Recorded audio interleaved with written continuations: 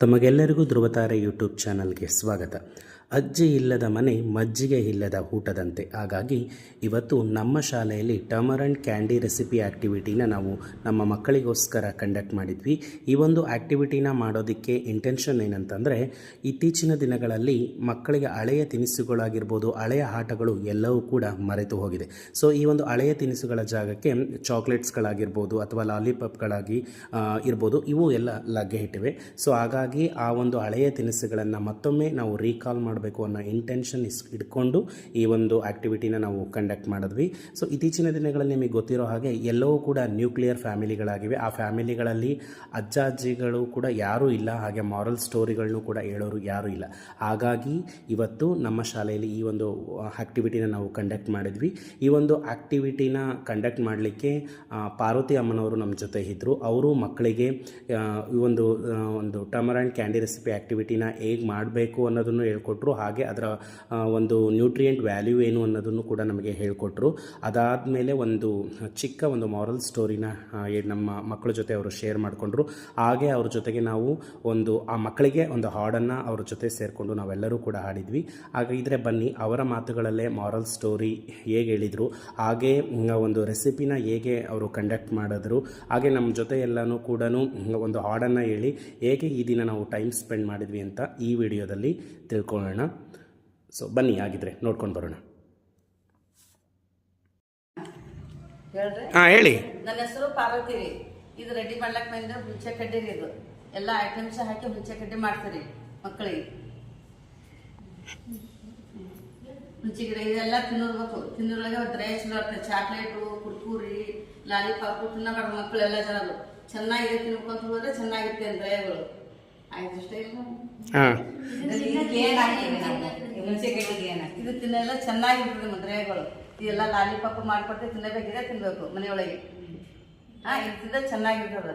Okay ಅಮ್ಮ, ಇವಾಗ ಇದಕ್ಕೆ ಏನೇನು ಹಾಕಿದ್ದೀರಾ ಹೇಳಿ.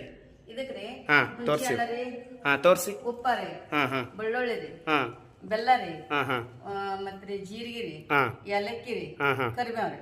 ಓಕೆ, ಈಗ ಮಾಡೋಣ ಮೇಡಮ್. ಅಮ್ಮ ಹಂಗಾದ್ರೆ ಓಕೆ, ಸ್ಟಾರ್ಟ್ ಮಾಡಿ. ಮಾಡಿ.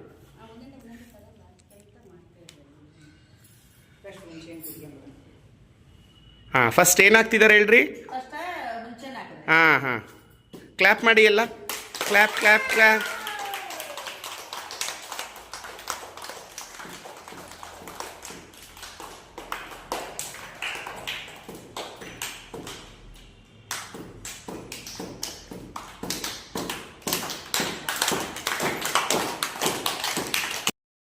ಊರೊಳಗೆ ಒಂದು ಗುಬ್ಬಿ ಕಾಗೈತ್ರಿ. ಅದು ಗುಬ್ಬಿದ್ರಿ ಹೆಚ್ಚಿನ ಮನೆ ಐತ್ರಿ. ಕಾಗಿದನದ ಸೆಗಣಿ ಮನೆ ಐತ್ರಿ. ಗುರ್ತದ ಮೇಡಮ್ ಅವ್ರಿಗೆ ಹೌದಲ್ರಿ. ಅದ್ರಿ ಸೆಗಣಿ ಮನೆ ಇದ್ರಿ, ಕಾಗಿದ್ರಿ ಹೆಚ್ಚಿನ ಮನೆ ಐತೆ ಗುಬ್ಬಿದ್ರಿ. ಅದು ಏನ್ ಮಾಡ್ತ್ರಿ, ಮಳೆ ಬಂತ್ರಿ. ಮಳೆ ಬಂದಾಗ ಸೆಗಣಿ ಮನೆ ಹರಿದು ಐತ್ರಿ. ಗುಬ್ಬಿ ಮನೆ ಬಂತ್ರಿ. ಅದು ಕಾಗಿ ಒಂದು ಸ್ವಲ್ಪ ಜಗ ಕೊಡೋ ನನಗ ಅಂತಂತ್ರಿ. ಅದೇನಾಯ್ತ್ರಿ, ಗುಬ್ಬಿ ಏನಂತು ನಮ್ಮ ಅಂಗಡಿ ಕೈ ಊಟ ಹಾಕ್ಬೇಕು ಅಂತ ಮತ್ತೆ 10 ನಿಮಿಷ ಮತ್ತೆ ಬಂತ್ರಿ. ಮತ್ತೆ ಗುಬ್ಬಿ ಸ್ವಲ್ಪ ಜಗ ಕೊಡೋದು ನಮಗ. ನಿಂದ್ರವ ನಮ್ಮ ಮಕ್ಕಳಿಗೆ ಹಸಿಗೆ ಮಾಡಿಕೊಡ್ತೀನಿ ಮನ್ಕೊಳಕ. ಮತ್ತೆ ಬಿಟ್ವ ಮತ್ತೆ ಒಂದು ನನ್ನ ಗಂಡ ಊಟ ಹಾಕ್ತೀನಿ. ಮತ್ತೆ 10 ನಿಮಿಷ ಮತ್ತೆ ಹಿಂಗೆ ಮತ್ತೆ ನನ್ನ ಗಂಡಗ ಹಸಿ ಹಾಕಿ ಕೊಡ್ತೀನಿ. ಮತ್ತೆ ಬಂದ್ರಿ ನಾ ಊಟ ಮಾಡ್ತೀನಿ. ಆಮೇಲೆ ನಾ ಮಲ್ಕೋತೀನಿ. ಲಾಸ್ಟಿಗೆ ಬಂತ್ರಿ ಗುಬ್ಬಿ ಕಾಯಿ ಬಂದ್ರಿ. ಅದ್ರ ಹಿಂದ್ಗಳೊಳಗೆ ಗಡಿಯೊಳಗೆ ಜೋಳ, ಗೋಧಿ, ಕಡ್ಲಿ ಹಿಂಗೆಲ್ಲ ಥರ ಈ ಥರ ಕಾಳು ಇರ್ತೀರಿ. ಅದು ಬೇಕಂತ್ರಿ ಗುಬ್ಬಿ ಅಂತ. ನಿನಗೆ ಯಾವಾಗ ಬೇಕು ಗಡಿಯೊಳಗೆ ಹಾಕ್ತೀರಿ ಅವ ಮಣ್ಣೆಗಳು ಅಂತ್ರಿ. ನೀವು ಯಾವಾಗ ಬೇಕಂತ ಕೇಳ್ತಿದ್ದು ಗುಬ್ಬಿ. ನನಗೆ ಕಡ್ಲಿ ಗಿಡಿ ಕೂಡ ಅಂತ ಗುಬ್ಬಿ. ಅದು ಕಾಯಿರಿ ಕಡ್ಲಿ ಗಿಡಿ ಕುಂತು ಬಿಡ್ತೀರಿ. ಅದು ಮನ್ಕೊಂಡು ಬೆಳಗಾನಲ್ಲ ತಿಂದು ಬಿಡತ್ರಿ. ಬೆಳಗ್ಗೆ ತಿಂದು ಮುಂಜಾನೆ ನೋಡ್ತಾಳ್ರಿ. ಅದು ಗುಬ್ಬಿ ಎದ್ದಿಂದ ಹೋದ ಕಾಯಿ ಹೋಗ್ಬಿಡ್ತಿದ್ದು ತನ್ನ ಪಾಡಿ ಹೊರಗೆ ನೋಡ್ತಾಳ್ರಿ. ಗುಬ್ಬಿ ಎಲ್ಲ ಗಲೀಜು ಮಾಡೋದತ್ರಿ ಗಡಿಗಳೊಳಗೆ. ಇದೇ ನಾವು ಕತೆ ನೋಡ್ತೀವಿ. ಈಗ ನಾವು ಸಾಲಿ ಹೋಗತೈತಿ. ನಿಮ್ಮ ಕತೆ ಬೇರೆ ಹೌದಲ್ರಿ. ಎಲ್ಲರೂ ಇಷ್ಟು ಕೇಳಿ ಇವಾಗ ಅಮ್ಮ ಹೇಳಿದ್ರಲ್ಲ, ನಿಮ್ಗೆಲ್ರಿಗೂ ಅರ್ಥ ಆಯ್ತಾ? ಅದನ್ನ ಇನ್ನೊಂದ್ಸರಿ ನಾನು ಹೇಳ್ತೀನಿ ಕೇಳ್ರಿ. ನೀವು ಕಾಗೆ ನೋಡಿದ್ದೀರಾ? ಗುಬ್ಬಿ ನೋಡಿದ್ದೀರಾ? ಒಂದೂರಲ್ಲಿ ಕಾಗೆ ಮತ್ತೆ ಗುಬ್ಬಿ ಎರಡು ಇದ್ವಂತೆ. ಕಾಗೆ ಮನೆ ಬಂದ್ಬಿಟ್ಟು ಸಣ್ಣದಾಗಿರುತ್ತೆ, ಗುಬ್ಬಿ ಮನೆ ಬಂದು ಕಲ್ಲಿಂದಾಗಿರುತ್ತೆ. ಒಂದಿನ ಮಳೆ ಬಂದು ಕಾಗೆದು ಮನೆ ಎಲ್ಲ ಕೊಚ್ಕೊಂಡು ಹೋಗುತ್ತೆ. ಅದು ಅವಾಗ ಗುಬ್ಬಿ ಹತ್ರ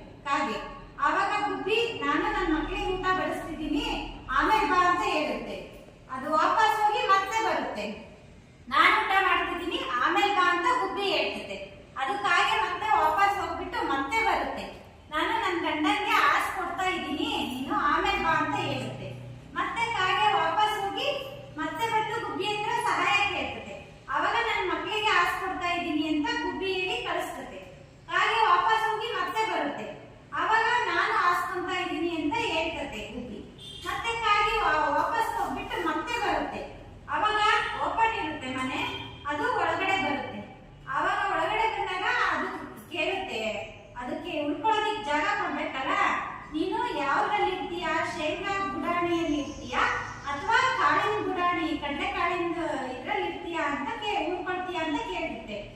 ಅವಾಗ ಕಾಗೆ ಏನ್ ಹೇಳುತ್ತೆ, ನಾನು ಶೇಂಗಾ ಗುಡಾಣಿ ಇರುತ್ತಲ್ಲ ಅದ್ರಲ್ಲಿ ಉಳ್ಕೊಂತೀನಿ ಅಂತ ಹೇಳುತ್ತೆ.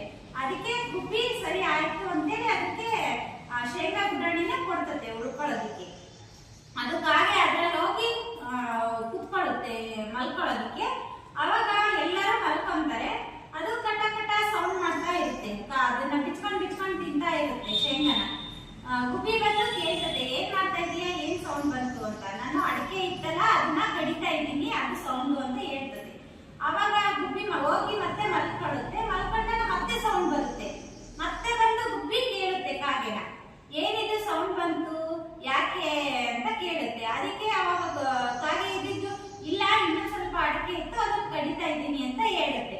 ಗುಬ್ಬಿ ಹೋಗಿ ಹೌದು ಅಂತ ತಿಳ್ಕೊಂಡು ಮಲ್ಕೊಳ್ಳುತ್ತೆ. ಬೆಳಗಾಯ್ತು, ಎಲ್ರು ಎದ್ದು ನೋಡಿದಾಗ ಆ ಕಾಗೆ ಅದರಲ್ಲಿದ್ದು ಶೇಂಗಾ ಎಲ್ಲ ಖಾಲಿ ಮಾಡಿರ್ತದೆ. ಆವಾಗ ಖಾಲಿ ಮಾಡಿದಷ್ಟೇ ಅಲ್ಲದೆ ಅಲ್ಲಿ ಅದನ್ನೆಲ್ಲ ಗಲೀಜ್ ಮಾಡಿಬಿಟ್ಟು ಆರು ಹೋಗಿರುತ್ತೆ ಕಾಗೆ. ಆವಾಗ ಗುಬ್ಬಿಗೆ ತುಂಬಾ ಬೇಜಾರಾಗುತ್ತೆ. ಕಷ್ಟ ಅಂತ ಕೇಳ್ಕೊಂಡು ಬಂದದಕ್ಕೆ ನಾನು ಇರೋದಕ್ಕೆ ಜಾಗ ಕೊಟ್ಟೆ, ಉಳ್ಕೊಂಡಿದ್ದಲ್ದೇನೆ ಇರೋ ಶೇಂಗಾ ಎಲ್ಲ ಖಾಲಿ ಮಾಡಿಬಿಟ್ಟು ಅದಿದ್ದ ಜಾಗ ಎಲ್ಲ ಗಲೀಜ್ ಮಾಡೋಯ್ತಲ್ಲ ಅಂತ ಬೇಜಾರಾಗುತ್ತೆ. ಇದರಿಂದ ನೀವೆಲ್ಲ ಏನ್ ಅರ್ಥ ಮಾಡ್ಕೊಂಡ್ರಿ ಹೇಳ್ರಿ? ನಮಗೆ ಯಾರಾದ್ರೂ ಸಹಾಯ ಕೇಳ್ಕೊಂಡ್ ಬಂದ್ರೆ ನಾವು ಅವ್ರಿಗೆ ಸಹಾಯ ಮಾಡೋದಕ್ಕಿಂತ ಮುಂಚೆ ಅವರು ಆ ಸಹಾಯಕ್ಕೆ ಯೋಗ್ಯರಾಗಿದ್ದಾರ ಇಲ್ವಾ ಅಂತ ಯೋಚನೆ ಮಾಡಿ ಅವರಿಗೆ ನಾವು ಹೆಲ್ಪ್ ಮಾಡ್ಬೇಕು. ಸರಿನಾ? ಅರ್ಥ ಆಯ್ತಾ?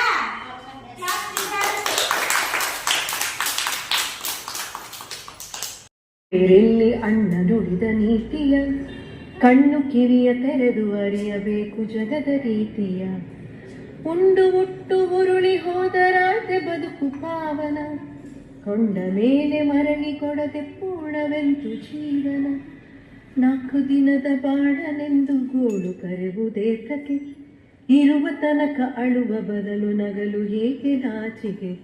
ಚಿನ್ನರೆಲ್ಲ ಕೇಳಿರೆಲ್ಲಿ ಅಣ್ಣ ನುಡಿದ ನೀತಿಯ, ಕಣ್ಣು ಕಿವಿಯ ತೆರೆದು ಅರಿಯಬೇಕು ಜಗದ ರೀತಿಯ. ಬಾಳ ನಾಳೆಗಾಗಿ ಎಂದು ಮನಸ್ಸು ಬೆಚ್ಚಿ ದುಡಿಯಿರಿ, ಆದರಷ್ಟೇ ನನಸುಗೊಳಿಸಿ ಮನಸ್ಸು ಕೊಟ್ಟು ದುಡಿಯಿರಿ. ಕಿರಿ ವಯಸ್ಸಿನ ಹುರುಪನೆಂದು ಮಾಸ ಕೊಡ ಬಳಸಿರಿ, ಲವಲವಿಕೆಯ ಚಿಲುಮೆಯನ್ನು ಬತ್ತಗೊಡದೆ ಬಳಸಿರಿ. ಚಿನ್ನರೆಲ್ಲ ಕೇಳಿರೆಲ್ಲಿ ಅಣ್ಣ ನುಡಿದ ನೀತಿಯ, ಕಣ್ಣು ಕಿವಿಯ ತೆರೆದು ಅರಿಯಬೇಕು ಜಗದ ರೀತಿಯ. ಕೊನೆಯದಾಗಿ ಯಾರೆಲ್ಲ ನಮ್ಮ ಚಾನಲನ್ನು ಹೊಸದಾಗಿ ನೋಡ್ತಾ ಇದ್ದೀರಾ ದಯಮಾಡಿ ಸಬ್ಸ್ಕ್ರೈಬ್ ಮಾಡಿ. ಹಾಗೆ ಈ ವಿಡಿಯೋ ಲಿಂಕನ್ನು ನಿಮ್ಮ ಫ್ಯಾಮಿಲಿ ಮತ್ತು ಫ್ರೆಂಡ್ಸ್ಗೆ ಶೇರ್ ಮಾಡೋದನ್ನು ಮರಿಬೇಡಿ ಅಂತ ಹೇಳ್ತಾ ಇಲ್ಲಿಗೆ ಈ ವಿಡಿಯೋವನ್ನು ಮುಗಿಸ್ತಾ ಇದ್ದೀನಿ. ಧನ್ಯವಾದಗಳು.